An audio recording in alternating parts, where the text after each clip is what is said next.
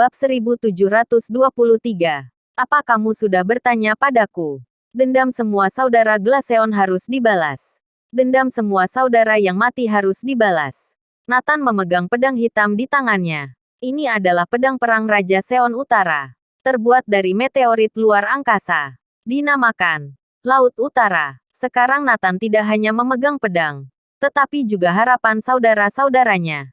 Apa Nathan sudah mati? Tentu saja tidak mati. Nathan bukan orang bodoh. Jika senjata pembunuh dewa benar-benar bisa membunuhnya, mungkinkah dia benar-benar bodoh berdiri di tempat menjadi sasaran empuk, membiarkan senjata pembunuh dewa menembakinya?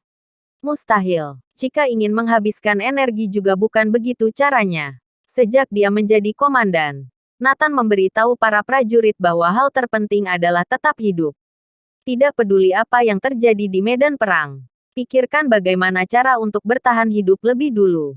Hanya dengan tetap hidup baru bisa terus berjuang. Nathan tidak akan mati hanya untuk menghabiskan senjata lawan. Senjata pembunuh dewa memang memiliki kekuatan luar biasa dan bisa melukainya, tapi tidak bisa membunuhnya. Setelah bertemu dengan guru yang murah hati, kekuatan fisik Nathan mencapai tingkat yang tak terbayangkan. Saat dibombardir oleh senjata pembunuh dewa, dia sebenarnya sedang menguji kekuatan fisiknya. Dia berhasil mengujinya. Bahkan jika 80 tembakan senjata pembunuh dewa Ernest Suarez yang ditingkatkan mengenai tubuhnya dan membuatnya sekarat, tetapi tetap tidak bisa membunuhnya. Pada saat kritis, Nathan memperhatikan bahwa ada orang-orang di sekitar yang sedang mengamati secara diam-diam. Untuk memaksa mereka keluar dan mengetahui siapa mereka. Orang-orang ini ternyata berasal dari klan Seiryu. Mereka telah mengamati semuanya secara rahasia sejak awal. Tapi saat itu, Nathan tidak bisa menilai apakah itu musuh atau teman. Dia sengaja mengujinya. Jadi Nathan menciptakan ilusi tubuhnya hancur ketika 60 lebih senjata ditembakkan. Bagi orang lain itu sangat sulit. Tapi itu sangat sederhana untuk Nathan. Ini adalah keterampilan bertarung yang diajarkan oleh gurunya murah hati. Jurus 1000 bayangan iblis. Yaitu dengan kecepatan ekstrim menipu segalanya dan muncul dengan ilusi bayangan diri. Jadi yang diledakkan sebenarnya adalah bayangan Nathan. Mungkin membodohi semua orang di medan perang. Termasuk klan Seiryu yang misterius. Dalam pandangan mereka, Nathan telah hancur berkeping-keping. Nathan baru mulai belajar jurus 1000 bayangan iblis. Untuk saat ini hanya bisa menciptakan satu bayangan saja. Tentu saja, Nathan tidak berlatih keras untuk jurus ini. Menurutnya, itu tidak terlalu berguna. Nathan lebih memilih fokus pada keterampilan dan latihan tempur lainnya. Namun di masa depan, sepertinya dia harus lebih banyak berlatih jurus 1000 bayangan iblis. Terutama, mendengar gurunya yang murah hati berkata, jika jurus 1000 bayangan iblis dilatih sampai puncaknya, dia bisa dengan mudah memunculkan ratusan bayangan. Itu di luar imajinasi Nathan. Nathan dengan penasaran bertanya pada guru murah hati, berapa banyak bayangan yang bisa dia latih? Guru murah hati tidak menjawab, tetapi hanya mengangkat satu jari.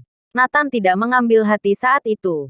Tapi setelah itu, setiap kali mengingatnya, dia berkeringat dingin. Jari ini melambangkan, bahkan guru murah hati pun tidak bisa menggambarkannya sebagai seorang supranatural. Hampir sama dengan dewa. Saat ini, Nathan sudah tiba di benua utara dengan pedang Laut Utara di tangannya. Jaraknya sangat dekat dengan negara Waregel. Ketika dia mendengar bahwa Ernest Suarez akan menjadi raja, dia gemetar saking marahnya. Ernest Suarez, aku tidak akan mengampunimu. Dan segala macam perbuatan jahat yang dilakukan oleh Waregel dulu, aku akan menghukumnya satu persatu. Nathan selangkah demi selangkah menuju negara Waregel. Tidak ada yang mengira bahwa negara Waregel akan segera diterpa badai pertumpahan darah. Hal yang paling menakutkan adalah semua ini dilakukan oleh Nathan seorang diri. Satu orang. Satu pedang menghentikan angin dan hujan. Tidak ada dewa di 4 samudera dan 9 benua. Siapa bilang tidak ada yang berani berbuat onar di Waregel? Apa sudah bertanya padaku? Bab 1724. Solusi para pengkhianat. Sebelumnya, negara Neslandia mengalami krisis. Tidak sedikit orang yang keluar dari kewarganegaraan Neslandia. Negara-negara luar secara aktif menerima talenta terbaik dari Neslandia. Berdasarkan statistik, 3 negara yang menerima talenta paling elite dari Neslandia adalah Waregel, Pulau Leste, dan Skynia. Waregel, 570.000 orang. Pulau Leste, 420.000 orang. Skynia, 330.000 orang. Angka yang sulit dibayangkan. Ini adalah daftar nama-nama bertalenta yang tercatat direkrut berbagai negara. Namun masih banyak lagi yang tidak tercatat. Gelombang bencana Neslandia kali ini telah menguji hati orang-orang. Berapa banyak orang yang melarikan diri dari Neslandia? Tapi yang tidak mereka duga adalah Neslandia akan menang. Mengakibatkan 99% orang-orang ini menghadapi situasi yang memalukan. Bisakah mereka kembali ke Neslandia? Mereka telah meninggalkan Neslandia. Bukan karena ingin hidup lebih baik di negara lain. Hanya saja Neslandia dalam kesulitan dan akan binasa. Akhirnya mereka pergi. Sebenarnya berpindah ke negara lain tidak serta-merta akan berkembang lebih baik daripada di Neslandia. Lagi pula, tidak semua orang adalah Ernest Suarez, yang bisa menjadi raja dan membuat Waregel memenuhi semua permintaannya. Kebanyakan orang menyadari setelah berimigrasi ke negara lain, tidak sebaik yang mereka bayangkan. Negara-negara seperti Waregel tidak menganggap mereka sebagai penduduk mereka sendiri. Waregel hanya melihat uang, sumber daya dan bakat mereka saja. Mereka yang memiliki bakat dan kemampuan agak lebih baik, bisa dipergunakan.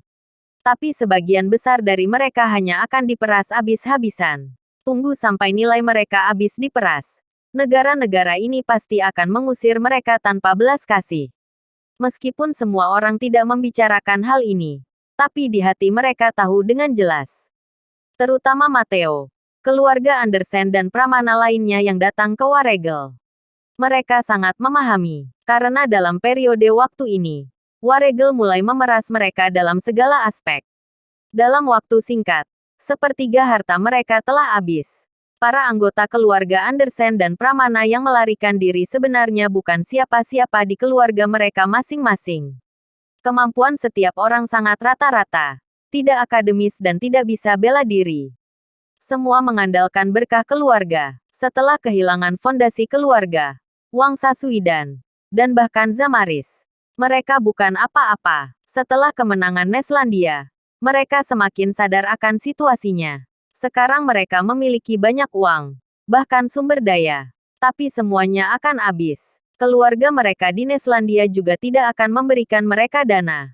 Matteo, Sadi, John dan yang lain berkumpul untuk membahas solusi. Molly dan Shafirna mendambakan kehidupan santai di luar negeri. Keduanya dengan suara bulat menyatakan keengganan mereka untuk meninggalkan Waregel. Jika memungkinkan, mereka akan berada di Waregel selamanya. Sadi dan Matteo juga sangat menyukai kehidupan di Waregel. Berdasarkan situasi saat ini, sangat mungkin bagi kita hidup nyaman di Waregel selama 4 atau 5 tahun. Tapi apa yang akan kita lakukan setelah 4 atau 5 tahun? Joseph sedikit lebih rasional dan bertanya kepada semua orang. Ini, semua orang ragu-ragu. Mereka semua mengerti bahwa sumber daya dan uang yang ada akan habis suatu hari nanti. Kalau begitu mari kita kembali ke Neslandia. John bertanya ragu-ragu. Tidak. Itu terlalu memalukan. Sekarang mereka semua menganggap kita sebagai pengkhianat. Sulit bagi kita untuk kembali ke Neslandia.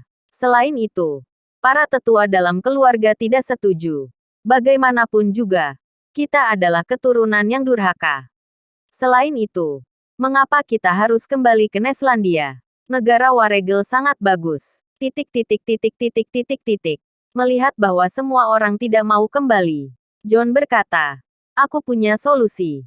"Solusi apa? Cepat katakan." Semua orang tampak penuh harap. Bersambung.